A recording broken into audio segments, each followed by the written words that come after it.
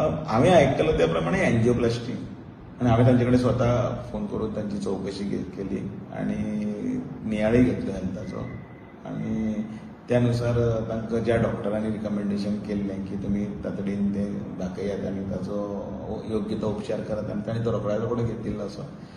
दामबाबाच्या कृपेन सगळें सुरळीत आसा. जीएमसी सोडून डायरेक्ट पुण्या पावले म्हणून ते गेल्ले आनी कसले तरी आपल्या दुबय कडेन त्या कामाक त्या टायमाचेर ताका तें लक्षांत आयलें की थंय पावतकीर तें करून घेवचें म्हणून कारण तसल्या हातून वेळ काडप बरोबर जायना समा जायना आनी योग्य तो निर्णय बरो तो निर्णय ताणें घेतलो. तब्येत बरी आसा आनी सगळे गोंयकारांच्या आशिर्वादी तांच्या फाटल्यान आसा आनी तांच्या ह्या प्रसंगी आमी सगळे बरोबर आसा तांचे.